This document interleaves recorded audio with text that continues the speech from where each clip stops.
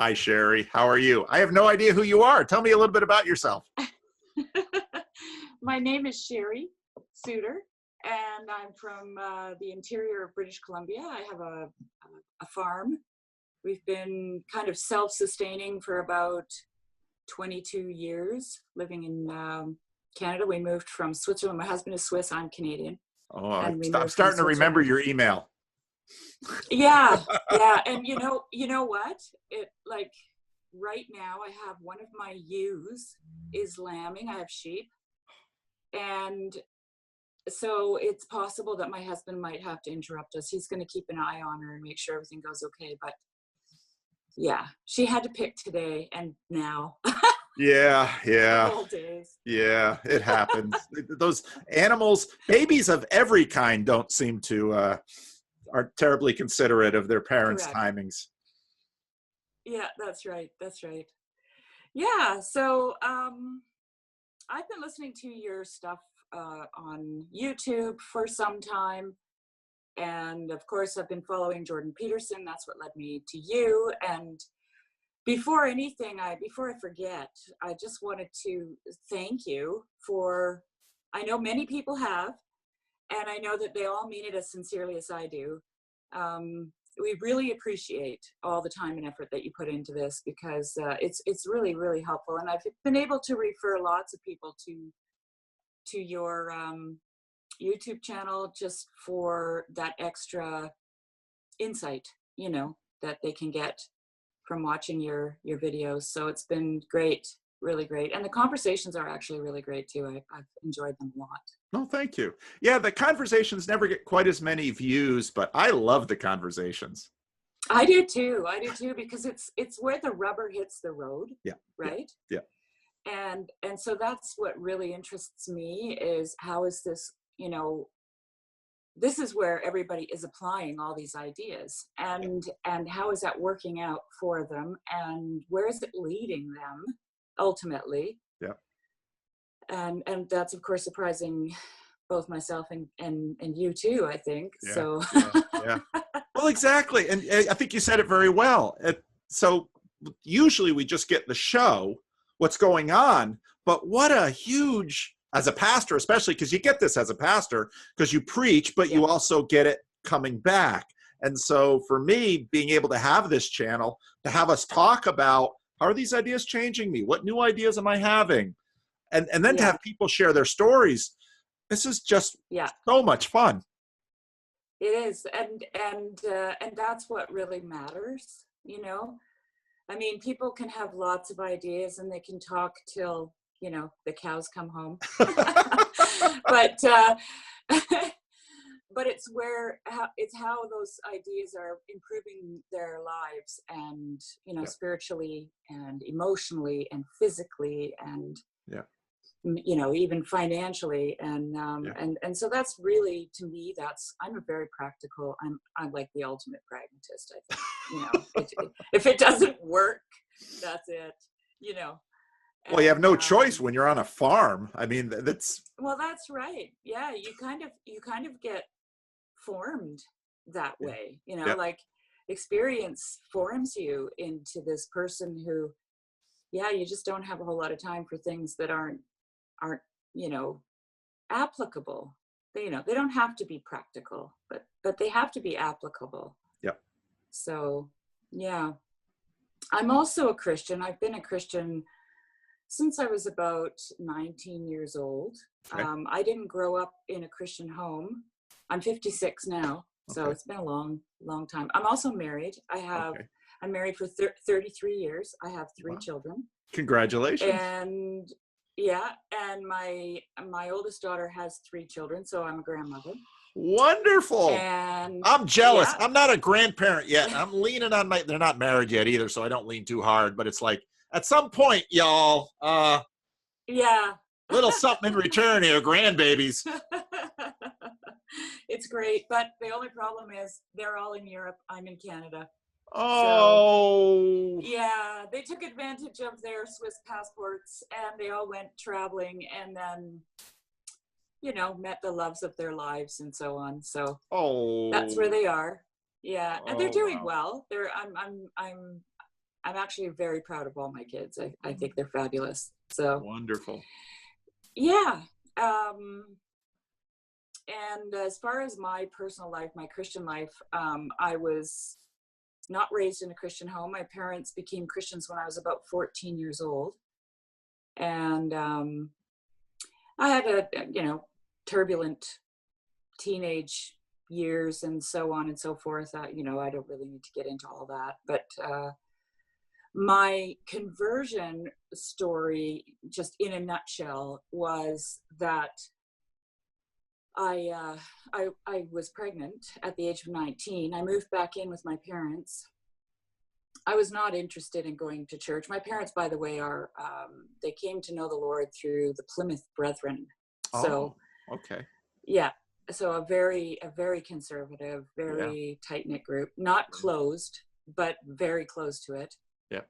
And I moved in with them, and when I had my daughter, I decided that I needed to give her all the best options in life so that she didn't have to go through some of the things I did. Mm-hmm.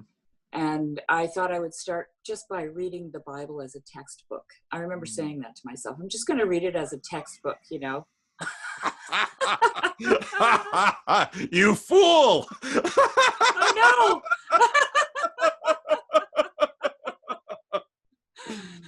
So I got sucked right in. Sam Harris wasn't around to warn you. No. I figured, it's done a lot of good for the world, I think. So, maybe it'll help me raise my daughter. And I fell in love. I started in Matthew, and by the time I got to John, I was madly in love with Jesus. Wow. I couldn't believe. I think the thing that stood out to me the most was that I couldn't believe how smart he was. I was just like, his responses to people were so like they were not human, Yeah. And he drove it home every single time, Yeah. So and that to me was just divine, there was no other explanation for that. So yeah, so that's kind of that in a nutshell. There's a lot. That's a great story. That, but that's a great story. Yeah, and of course, I being Canadian, when Jordan Peterson raised his head above the parapet for Bill C-16, I was like, well, who is that? I like that guy. He raised his head. Hey! I found Bucko last week, so that's right. Oh yeah, right. He's back in the office. He's back in his spot. Back in his place. He always falls off the shelf. So drinking lobster. Yeah. Anyway, go on. I'm sorry, I interrupted. That's all right. Yeah. So I've kind of always had a bit of a radar for truth and honesty and integrity. It's just something that it stands out for me. I can spot it. I'm not always right, that's for sure. But when I saw that, I saw it on the news actually, and I was like, okay, who is this guy? And Googled his name, and he's either fabulous or he's absolutely crazy, which is actually what he said, right? About it. And of course I ran into all his lectures online, and I thought, and I love, I did the personality test, and I'm very high in openness. So I'm just like, I love ideas. I love talking about things, anyway. So when I saw what he was all about, I just thought, well, you know what, I'm going to start with the personality lectures. And he had started the biblical series at that point. He was kind of midway through the biblical series, and I have to give myself little rewards. So I promised myself that if I was a really good girl and I listened to all the lectures, I could have the biblical series at the end. I know that strategy.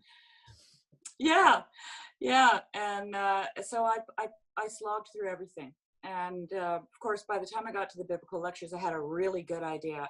And it was a good thing I did it that way, because, and I wanted to, because I needed to know what, what is this driving force for all of this? What is the, the focus in this man's life? And there's got to be a lot of impetus there. So, yeah. And then of course I, ran across your videos and I watched many of them, and I don't always have a lot of time to watch as much as I'd like. Winter is my, I hunker down and do that. Yep. Yeah. Now we're lambing and gardening, and that'll all start pretty soon, and then it gets too busy. But yeah, and one of the things that stood out to me about what you were after was, what is going on here? It was like you were, and I understand this as a Christian for many, many years, and I've been to many different churches, and I've seen this and that. How is it that the psychologist can rally all these people to the Lord, like to God, in that direction at least? And the churches are just like, they're just, they're like the Hunchback of Notre Dame, just limping along on one leg,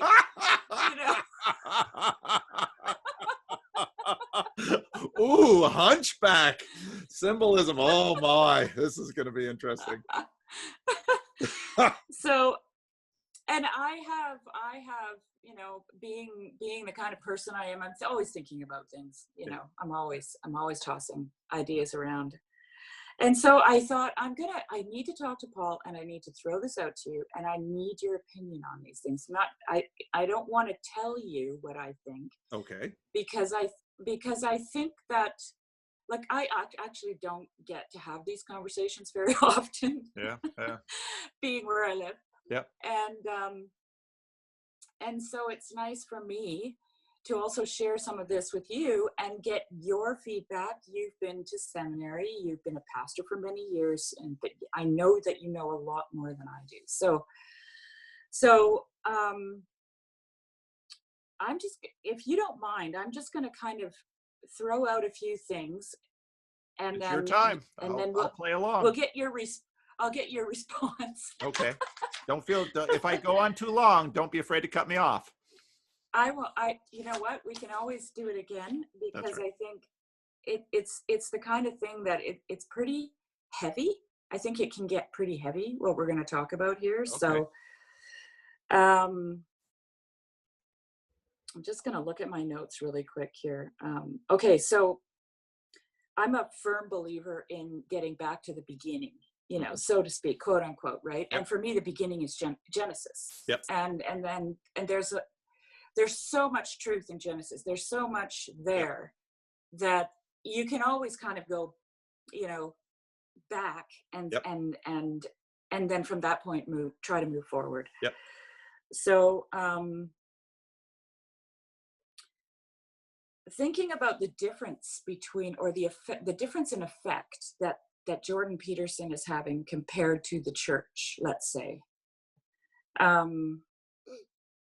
My question is, or my observation, and it's going to be really hard for me to get this all, coherent. Oops. Everything okay? 2 babies? Oh, wonderful. Oh, wow. Wow. Okay, congratulations. Well, we can still talk. Oh, okay. Yeah. Okay. So, so the church places a lot of emphasis on our lack of, like our insufficiencies, let's say, this is my experience. Okay. Now this might not be everybody's experience, but so there's this, this idea of the sinful man, the dying to self, the crucifying the old man, all this kind of thing, right? So the church, generally speaking, places a lot of emphasis on that. And just as an example, this is kind of a living example. I was in counseling many, many years ago. And one of the things with a church person, and one of the things that we were doing was learning how to die to self, right? So it was like, get up in the morning and you could pray through some of these prayers, and you could do these things. And then you get up and you move and you try to be the best person you could possibly be. And I just felt like it was like spinning my tires in a big mud bog, like that's how it ended up feeling to me. Yeah. And I made the analogy to this person who was well-intended and it was all good. Yeah. That I felt like, if I get up in the morning and I crucify the old man, right? So literally like crucify myself to a cross. Yep. Then I'm hopping around on a pogo stick, basically. I don't have my hands or my feet. and the slightest obstacle sends me flying face first into the mud. Yeah. Okay. Yeah. And so that was what I was seeing. Now, years and years and years later, and a brain injury later, I was in cognitive behavioral therapy. Mm-hmm. And I said to my psychologist, this is just like Christianity. This is, you have to do the work. You have to change your mind. That will change your feelings, which will then change your thoughts, right? Like, so you got to get up. You got to crucify your old man. Yep. You got to pop around on your pogo stick and hope to God that you don't fall flat in your face. Yep. Yep. And so I said to him, this is not going to work for me, because it didn't work for me in the church either, right? Because that, to me, that isn't grace. Mm-hmm. And I know grace can be taken out of context, and I know it can be used to ice over a whole lot of really bad things. Mm-hmm. And that's not how I mean it. So let me say it this way. Let's say the church says, you're a sinner and you need God. Mm-hmm. Okay? Mm-hmm. Which is what the church says. Yep. Compared to Jordan Peterson says, you know you're a sinner.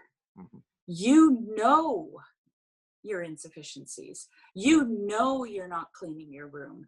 You know that you need to be a better person. You know that you need to be a better husband or a better wife, right? Mm-hmm. And you can be that, mm-hmm. Okay? Mm-hmm. So I think that there's a gap there. Mm-hmm. For people.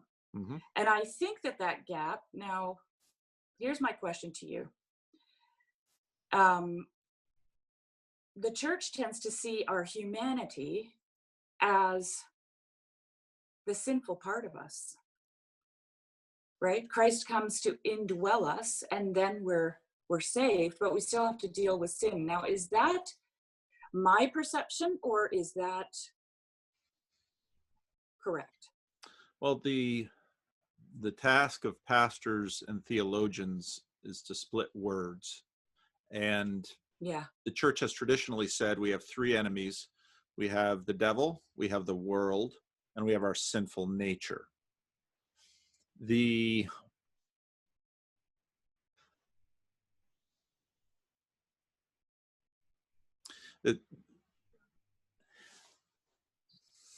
I just finished doing a video on the big liberty video with Peterson.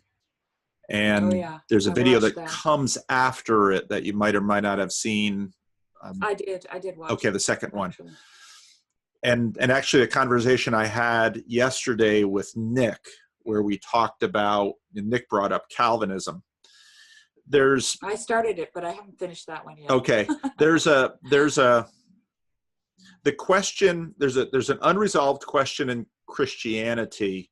And when I say unresolved, I mean that all of Christendom has not yet resolved it. And so this is Calvinists versus Arminians, this unresolved question about how does God work with respect to how do we work?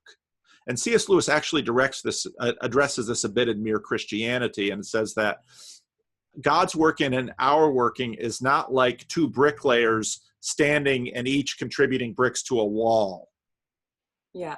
And that, I think, gets into, now I often talk about with Jordan Peterson stuff, God number one and God number two. Yeah. God number one is immanent. It is the God that is built into us via psychology and formation over thousands and thousands of years. God, has built stuff into us, and that's the immanent God. But then there's the transcendent God, which is much closer to the conscious agent that acts, that we associate with action. So, and I actually like a lot of Peterson's imagery in terms of burning off the dead wood. That's very similar to Christian mortification. But exactly knowing what is dead and what is living is you're never quite sure. And, perhaps it's kind of like, and you, in terms of farming, deal with these unsure places all the time. For example, I'll use an illustration like clipping the nails of my cat or my dog. I mean, you got to clip those nails, but you don't want to cut it. The phrase "cut it to the quick," where you're going to hit that vein and it's going to bleed out. But and so you're always in there. And so when it comes to our mortification, it's a process of discovery moving forward. I love your imagery of the pogo stick, because what happens too often, I think, is that, okay, so you have this set of rules, and so you have the Mosaic Law, for example. So here are all the rules. And if you listen to David Nasser in the video talk, he likes to set up a very clean dichotomy. Here's all the things in the Bible, and here's the bad me. Mm-hmm. But sin is far more intertwined than that. And so it isn't God's sanctification of you, his making of the new self. He is going to keep using parts of the old self that will painfully have to die. And it's more like the weeds and the tares, in that they kind of grow together often. So that... Okay. Well, does that imagery help? It does. And well, let me get back to CBD, cognitive behavioral therapy. I was reading some of that in Jonathan Haidt's book, the Coddling of the American Mind, because all of these issues that we're dealing with in the culture war have their connections to pastoral issues as well. For example, victims and victimizing. And Peterson is dead on right in this. If I say to myself, I'm a victim and everyone else is to blame. Now I've made all the deadwood that has to burn everyone else, and I've just sanctified myself. That's a very unhelpful way. So cognitive behavioral therapy means I was listening to a story by a comedian about his use of psychedelics, and Gabor Mate, the guy. So I listened to a video about that, and he was telling the story about when he was young, he had some trauma in his childhood, and what had happened in him was that he had taken on some patterns of behavior that, in a sense, protected him as a child, but now that he's an adult, they need to die. And there's a lot of that going on, that in cognitive behavioral therapy, those are the kinds of things you have to address. And it's very similar in terms of sanctification and mortification. But that process is the reason that that's the mystery. Yes. That's the mystery. And see, so for me, what happened was I told my psychologist that I didn't want to do CBT anymore. He had to find me another form of therapy. Okay. And he did. He found me a form of therapy called acceptance and commitment therapy. It's based on Buddhism. Oh. And I read through the literature, and I said to him, okay, this actually coincides with my belief system, so I can make this work. Okay.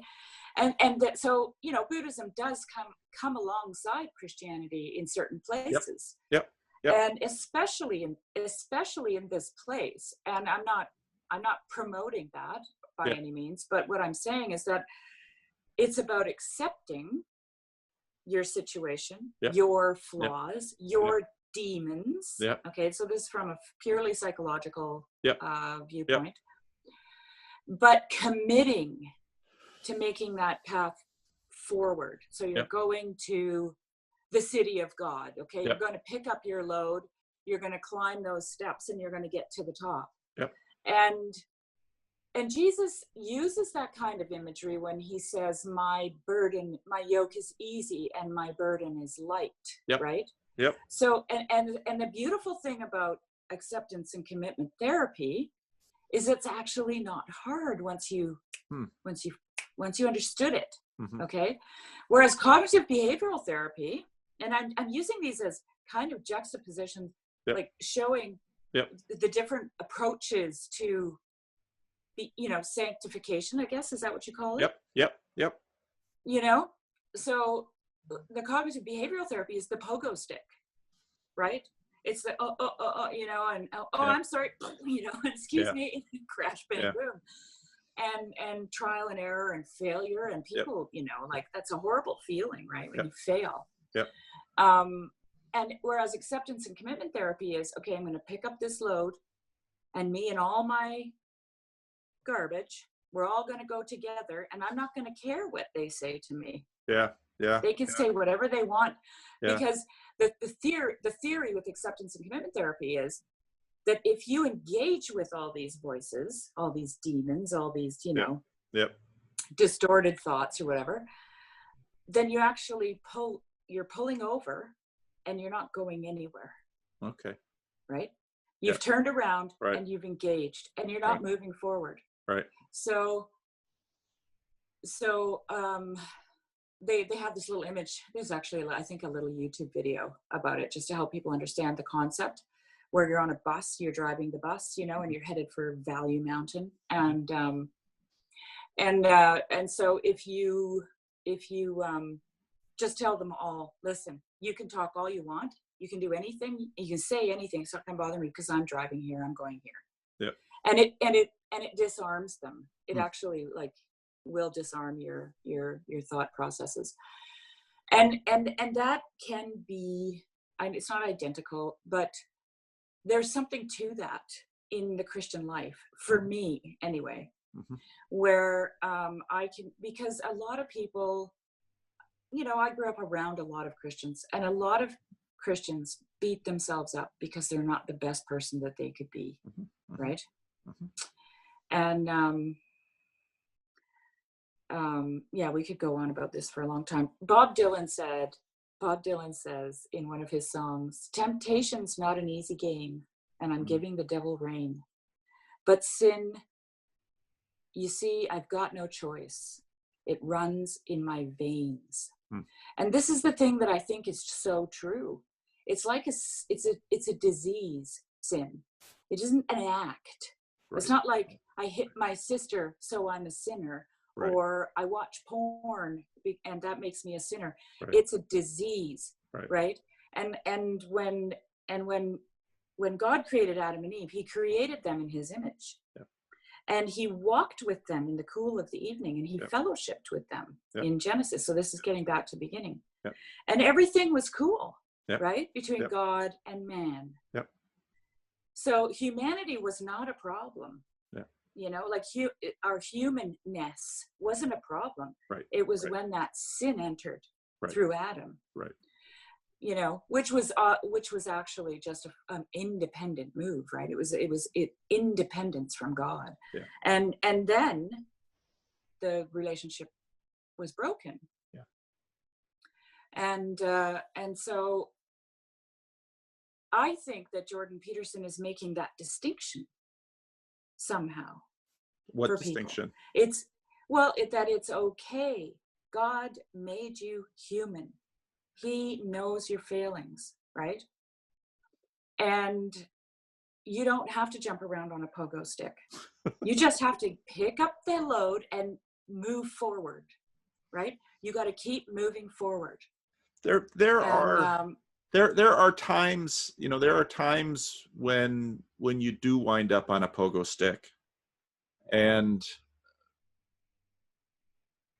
when you look at, especially when you look at say someone who is trying to get sober. I mean, that for Mhm. them, I think probably often feels like it. Of So course. yeah, it's the It's path. not to say that you don't try, you Right, know, it's not to right, say that you never get up in the morning and try to be you know, right. it's like, but there is something about this identity, like, you know, we're told in the scriptures that we are everything that Christ is, we are. Everything that he has, we have. And how many people actually acknowledge that Yeah. first thing in the morning, you He, know, and walk in that? yep, yep. And the oh no, that's so right. And so, you know, I just finished again listening to that video again.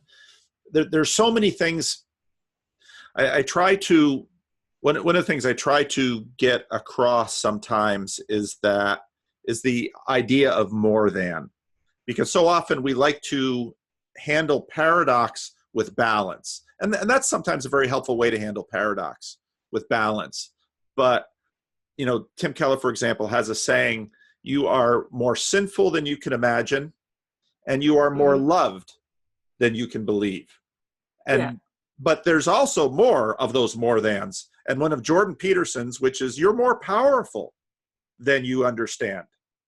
And Right. you're also more vulnerable than you understand. I mean, all of these more thans are there. And I think part of it is because this gets into, I mean, one of the earliest things I picked up from Peterson was the low resolution, high resolution language, which when I heard him use Right. it, I thought, oh, that's genius. That's really helpful.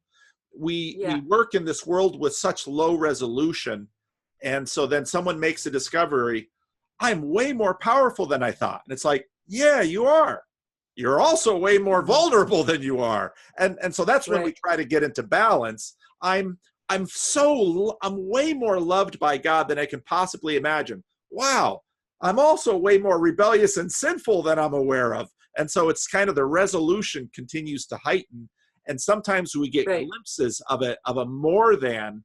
And then when we don't see some of the other more thans, things do get a little out of balance. And that's usually, wow, I'm more powerful than I am. And then you go out on that and you discover, wow, I'm also more vulnerable than I thought I was. So life just continues to up the resolution. And I think that's where we get into kind of C.S. Lewis's last battle further up and further in, because you never exhaust. There's God. No, and that's the beautiful thing. Like Yeah, this, that's the thing about going back to the beginning, right? Because as soon as you you start going back to the beginning, it gets so deep. It gets, you know, then you're talking about redemption, right? So that's when the story of redemption started. As soon as Adam, you know, as soon as sin entered the world through Adam, it was on. The redemption story was on, that's right. you know, and everything else, you know, from that moment in time on is the redemption story, And right? look at the name of the tree. The name of I the know. tree is not tree of the knowledge of evil. No, it's It's tree good of and the evil. knowledge of good and evil.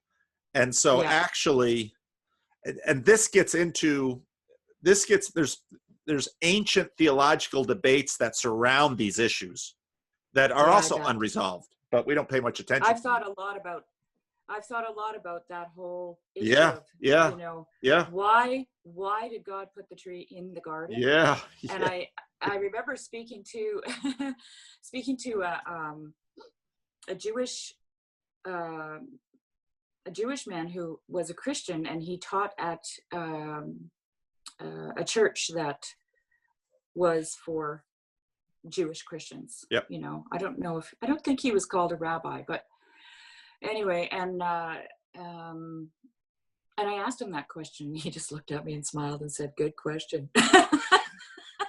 Yeah, yeah, yeah, yeah, And I was like, "Oh, it's one yeah. of those, you know, it's one of those." But yeah, so what one of the things I wanted to ask you about too was, what do you think about the whole idea of this? Like you've talked about, I can't remember how you phrase it, but you've talked about, you know, the end game being the new heaven and the new earth, Yes, right? yes. How do you phrase that? The Like you reconciliation of actually, heaven and earth.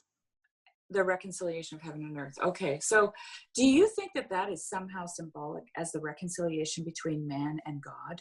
Yes. Because That's it. okay, okay, good. That is it. Good. I just did. Okay, so this idea of God making us human, man, and then us sinning, so disease, this disease enters our line, and it's like a cancer that just putrefies everything, like right down the line, right? Yep.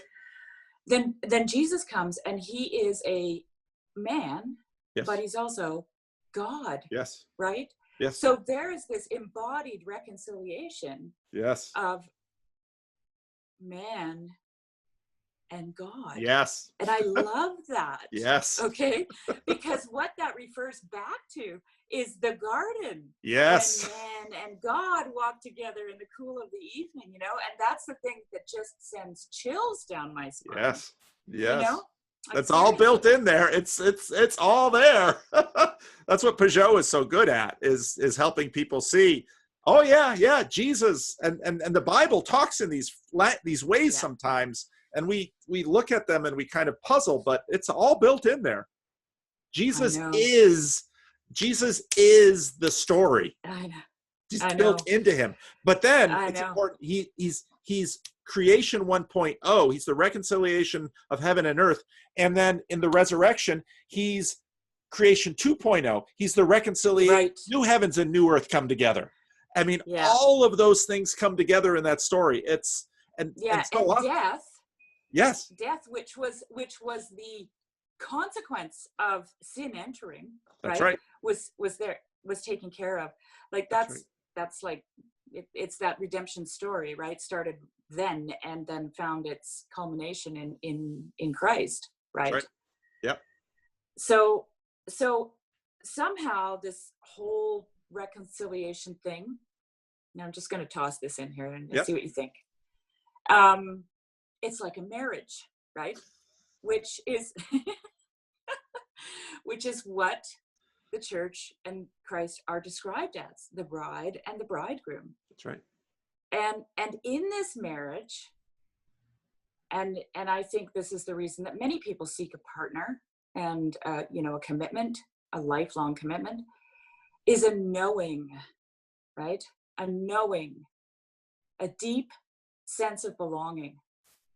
And so that brings me to the verse, right? From Paul, for now we see through a glass darkly, but then face to face. Now I know in part, but then I shall know even as also I am known.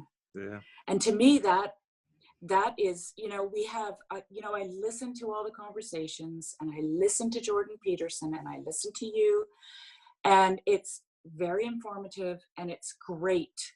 I love it. But now we see through a glass darkly, and so there's this moment in time where everyone is going to be known so intimately. It's going to bring about this incredible feeling of being in this marriage, in this reconciled state. It's just glorious, isn't it, Paul? Yeah. No, that's exactly right. Yep. It's all there. Yeah. That's exactly right. I know. And that leads off into so many glorious places. And we can just kind of touch it with our imaginations. But, C.S. Lewis deals with some of these things Until We Have Faces. If you've ever read that novel, it's his best novel. I haven't read that one. Oh, it's his best novel. I haven't read that one. And he actually wrote quite a bit. He kind of co-wrote it with Joy Davidman, which is interesting because she was an interesting person too. But that's exactly right. And it's this Augustinian idea that every taste. So again, the Big Liberty video of the convocation itself. Note in the Network is a guy who makes videos too. He watches my channel, and sometimes he refers to my videos in his channel. And he made the comment that, when David rushed the stage and said, "Oh God," Node says, well, is he talking about is it just an exclamation, or is he looking for God through Peterson? That's very Augustinian. That's very right. He's, that's what we're doing. That's what we're looking for, God in beauty and in good food and in the beauty of creation. There's a story, you'll appreciate this, told to me by my father, was told him by his father. My grandfather was pastoring churches in rural areas in the Midwest. Almost all the Dutch immigrants were dairy farmers. So one of his parishioners once asked him if there will be calves in heaven, because he doesn't know anything more beautiful than the eyes of a newborn calf. And and so through those eyes, in a sense, he begins to see God, and the world is full of his glory. And no, that's right. All those things come together. Everything, and it all always leads back to this Genesis. It's such a complete package that it's mind-boggling. Really. Like, because it doesn't stop. And then there's the whole idea of, in you and through you and to you, and so it's just fantastic, actually. And Jordan Peterson has actually helped me to see it from a different angle, I guess. To say, okay, yes, I understand this idea of death and resurrection and burning off the dead wood and carrying your load, and being responsible. Those are, or should be, consequences of you knowing who you are. Kind of reminds me of the characters in The Lion, the Witch, and the Wardrobe. They all had to learn to be royalty. Right?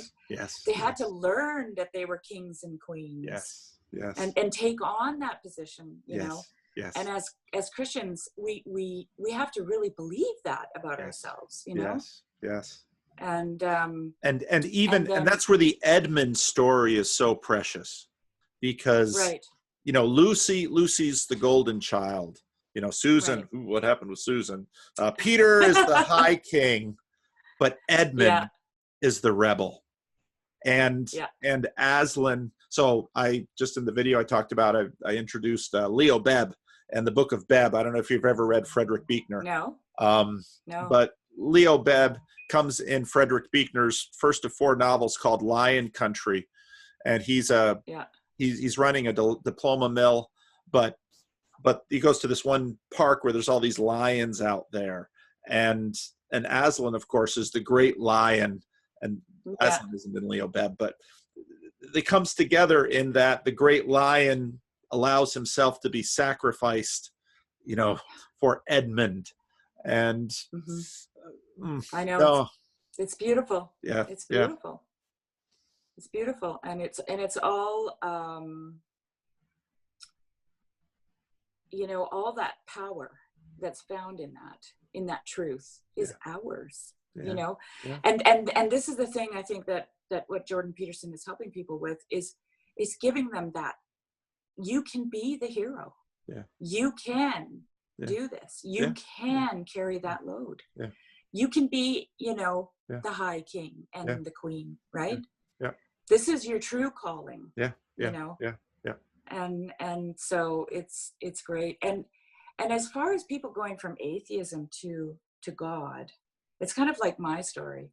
It's like, you can't read the Bible as a textbook, right?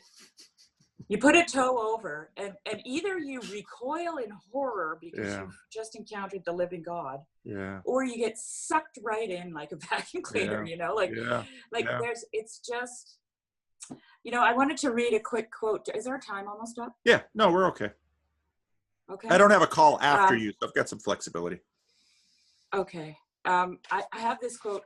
I wrote it years ago in this little book here, and you'll probably recognize it's from Miracles. C.S. Lewis wrote this: "Look out, we cry, it's alive, and therefore this is the very point at which so many draw back. I would have done so myself if I could, and proceed no further with Christianity. An impersonal God, well and good. A subjective God of beauty, truth, and goodness inside our own heads, better still. A formless life force surging through us, a vast power we can tap, best of all. But God himself, alive, pulling at the other end of the cord, perhaps approaching at an infinite speed. The hunter, the king, the husband, that is quite another matter. That's right. There comes a moment when the children who have been playing at burglars hush suddenly. Was that real footsteps in the hall? There comes a moment when people who have been dabbling in religion suddenly draw back, supposing we really found him. We never knew. We never meant it to come to that.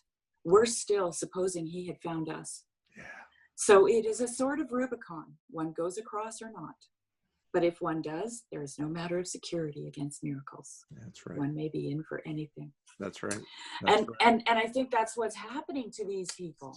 Yeah. You know, they're they're playing, they're dipping that little cord and see if they get a tug back. And oh my God, they do. Yeah, that's right. That's right. That's right. You know. Peterson, again, in the Liberty video, I just finished the video on this, and he repeats the same story that he told in the Sam Harris video of the prayer story. Well, if you sit on the edge of your bed and you really mean it, and you know, something will talk back. It's like, yeah, that's right. Something will. You put that line in the water, you know, be prepared for what might be coming out of the water. And that's, you know, that's, you know, converting is not like making a decision on a sensible used car. No. Converting is more like falling in love. I mean, it's absolutely that. Yeah. Yeah. It takes you. And I love your story where, well, I'm going to read the Bible because whoa, whoa, whoa, whoa. And then other people will come to me and say, well, I read the Bible and it didn't take. And it's like, well, again, God number one and God number two. God number two is this living God. And you can't, you can look for him and you can find stuff, sure. But he's not, you know, that's the difference between pantheism. Pantheism is everything is passive, you know. Right. This is an active agent, living being who can come after you. Then what? And and then suddenly our pride, our self-sufficiency, then we are the bride of Christ. And that's right. You know, and we're just, don't want it. Yeah, I hope that you know, if anybody watches this, that they're not frightened off from, you know, this kind of conversation about God, because it's really the adventure of a lifetime to be in relationship with God. You know, I was reading Hebrews 11 because I was thinking about this whole knowing idea, and I don't think we have time to get into it, but maybe we could another time. You know, one of the things, there's just a little short blip in the Old Testament about Enoch, you know, and Enoch was, you know, he didn't even live that long, apparently. He was what, 300 when he died? Yeah. Everybody else was mere youth. 50. He's a teenager. That's right. But somehow he pleased God, and he was, you know, according to the New Testament, he was just taken. He wasn't. He didn't die. Yeah. And I don't know, like there wasn't any real law when Enoch lived, was there? Not that we know of. Those early chapters of Genesis are so evocative rather than descriptive and detail oriented. I've just thought about it from a purely, let's say, you know, the idea that Enoch could please God so much that he wouldn't die, and yet there were no laws. Okay, he couldn't fulfill anything. Yeah. Right? He was just a man who was in a relationship with God, with the living God, and the relationship was so great And he's listed Yeah. in Hebrews 11 Yeah. as a great Yeah. man of faith. Yeah. And so then you have to wonder, well, what is faith? Is faith knowing God? Is that what it is? Like really like knowing him as your husband, as your king, as you know, like this knowing, is that what faith is? Like you can't. Another quick example is Job. So Job was tested, right? God allowed him to be tested. And I thought a lot about it, and I thought, Job never, God said, yeah, go ahead, you know, it'll work. He's not gonna cash in his chips on me, you know. and Job is also listed as a great man of faith in Hebrews 11. Yeah. And I thought to myself, you know, if you know somebody really well, you know them so deeply and so well that people come along and tell you stories about them, and it must be this and it must be that, that's the reason that they're treating you like this. You would actually say no, because I know them, right? And they would never do that. That wouldn't be their reason. Yeah. And I think that that's the same for Job. He knew God so intimately that he couldn't deny him. How could he? It would be like denying your mother or, you know, some living thing that you've had a relationship with, right? You just, so. You've been married to your husband for 33 years. You know what you can trust him for, and you know what you can't trust him with. Am I right? I didn't think I could trust him. Yeah, I didn't think I could trust him with lambs, but he did really great. Well, you're not done together, so. Yeah. But that's right. And Hebrews 11 gives this contrast of faith and seeing. And so faith is this grasping onto what we don't see, and also, you know, so the crazy thing, and this is where again I come, so how to talk about the Peterson stuff, and where does the resurrection fit in? It comes into these questions of, let's say, so Abraham, the Abraham story too. God says, I'm going to make you a great nation. Abraham's like, great, this is what I've been waiting for. And then nothing. You know, God strings him along for 25 years. He's already 75. And his wife is already 60, you know, becomes 95. And and then, you know, all these ways that Abraham tries to do it himself. And God's like, nope. I'm going to do it. And I'm going to do it in just the way you say I can't do it, which is through your old wife. And then he does all that. And we have Isaac, and then kids, you know, 13 or whatever, take your son, your only son, to a mountain I'm going to show you. It's like, and you know, all the way up the mountain, build the altar, you know, the whole 9 yards, raise the knife, and God says, now I know. And it's like, what? You know, I mean, I've been reading Soren Kierkegaard's Fear and Trembling. Oh. Have you ever looked at it? No, I've never read it. Okay, well, it's all about Abraham. And in the very beginning, he gives, like, I don't know how many, 6 or 7 different versions of Abraham's story. Just from a novelist would write, right? How Abraham felt when he got up, and how what Isaac felt, you know, and what they talked about, or if they talked, and you know, so it's a different scenario. Like he just does these little scenarios, you know, and he takes you through every human conception of what it must have felt like for Abraham to go, and why it made him such a great man of faith. And I think one of the main points that he makes in it is not necessarily that he knew God would either raise him from the dead, or, you know, God's going to fix it, whatever happens. It was just that he trusted God, period. Yeah. Right.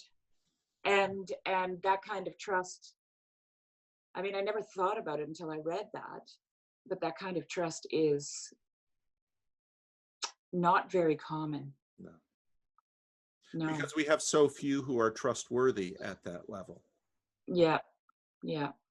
And Yeah. so then you get to the hierarchies. Okay, your husband, and so if something were to happen to you, would he be there for you? And in a relationship, you work through these things, and of course that's why betrayal, as Peterson says, is such a powerful thing, because it is trust betrayed, and broken. And that's why I love the description in 1 Corinthians 11 of the Lord's Supper on the night he was betrayed. I mean, it's just, I know. on the night he was betrayed, he took bread and he broke it. And he said, this is my body given for you. And it's like, oh. I know. and so, then swinging back to the Peterson thing. One of the things that Peterson, I think, has done is the church had kind of a black and white coloring book outlines of things. And for some things, Peterson has taken in the colors and made it colorful. So now, post Peterson, when I think about betrayal, I see it more vividly than I did before Peterson. I understand it at a different level. And so much of Peterson's contributions have been in that way, which is really interesting. So, and also just this innate sense of God, like that we carry with us, right? We have this. It's like we have all these little receptors out. We don't even know we have them, and when we come in contact with certain things, like this whole awe thing, right? Yeah. How awe is a physical sensation, and how, it's like we get a little plugged into God for a minute, Yeah. And yeah. Time to go. True. Well, thank you, Shari. Thank you so much for reaching out. Really nice. Yeah, it was great. And I'll send you the copy of this, and you can look at it and decide if you're comfortable having it posted. And okay, that sounds good. And it's always I don't want to post anything that people are like, oh, I don't know. It's like, no, you gotta be sure. And and a lot of people say no, which is totally fine. But again, the part of the channel that has been really fun have been people have a natural curiosity. Who else is watching Jordan Peterson? We're all isolated here in YouTube land, unlike in a church. That's where you look down the aisles and after the service, shake someone's hand and introduce yourself and hear their story. But you don't get that in YouTube land. So. Yeah, unfortunately not. No. But it's been really fabulous listening to everybody's different stories and seeing their journeys, and it's encouraging. Yeah. It really is. There's a lot of good things happening out there, right? Yeah, there are. So thank you, Shari, and good talking to you. And I will send this to you. Okay, thank you very much, Paul. Okay, good luck with the lambs. Yeah, thank you. Bye-bye. Okay, bye-bye.